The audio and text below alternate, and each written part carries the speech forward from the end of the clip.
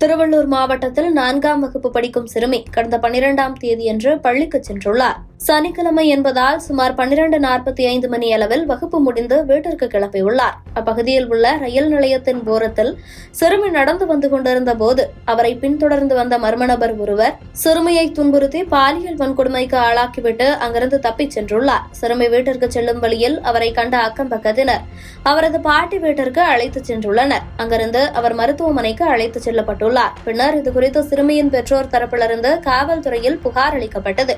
சம்பவம் நடந்து 13 நாட்களாகியும் குற்றவாளியை பிடிப்பதில் காவல்துறையினருக்கு பெரும் சிக்கல் இருந்தது. ஒரு சிறிய கடையில் பொருத்தப்பட்டிருந்த சிசிடிவி கேமராவில் பதிவாகியிருந்த காட்சிகளை தான் முக்கிய ஆதாரமாக கொண்டு காவல்துறையினர் குற்றவாளியை தேடி வந்தனர். பெற்றோர் புகார் கொடுத்த நிலையில் சம்பவ இடத்தை ஆராய்ந்த போது கடையில் பொருத்தப்பட்டிருந்த சிசிடிவி கேமராக்களை கண்டு காவல்துறையினர் அங்கு பொருத்தப்பட்டிருந்த 3 சிசிடிவி கேமராக்களில் இருந்த காட்சிகளையும் ஆராய்ச்சி செய்தபோது கடை மூடிய நேரத்தில், அதாவது நண்பகல் 12 மணிக்கு மேல் மர்ம நபர் ஒருவர் அந்த கடையருகில் நிற்பதும் அங்கு நோட்டமிடுவதும், அதன் பின் 8 வயது சிறுமி பள்ளி முடிந்து தனியாக சென்றபோது பின்தொடர்ந்து சென்று அந்த சிறுமியை தூக்கிச் செல்லும் அதிர்ச்சி காட்சிகளும் பதிவாகியிருந்தது. இதனையடுத்து இந்த காட்சிகளை வைத்துக் கொண்டு காவல்துறையினர் விசாரணையை துரிதப்படுத்தினர். அதில் பதிவான காட்சிகளை வைத்து குற்றவாளியின் புகைப்படம் மற்ற மாநிலங்களுக்கு அனுப்பப்பட்டு தீவிர தேடுதல் வேட்டை நடைபெற்று வந்தது.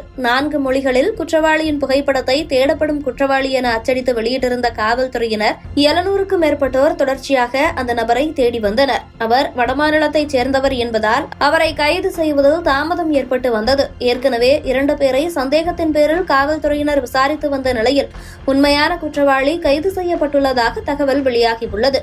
புகைப்படங்களை வெளியிட்டு குற்றவாளி குறித்து தகவல் கொடுப்பவர்களுக்கு 5 லட்சம் ரூபாய் சன்மானம் வழங்கப்படும் என காவல்துறையினர் தெரிவித்திருந்ததோடு வன்கொடுமை நடைபெற்ற சமயத்தில் அப்பகுதியில் இருந்த செல்போன் எண்களையும் ஆய்விற்கு உட்படுத்தியிருந்தனர். கிட்டத்தட்ட 1.5 லட்சம் செல்போன் எண்கள் ஆய்விற்கு உட்படுத்தப்பட்டிருந்தது. இந்நிலையில்தான் 700க்கும் மேற்பட்ட காவல்துறையினர் குவிக்கப்பட்டு தேடுதல் வேட்டை நடைபெற்று வந்த நிலையில் காவல்துறையினரின் தீவிர தேடுதல் வேட்டையில் தற்போது குற்றவாளியை கைது செய்து ரகசிய இடத்தில் வைத்து விசாரணை மேற்கொண்டு வருகின்றனர்.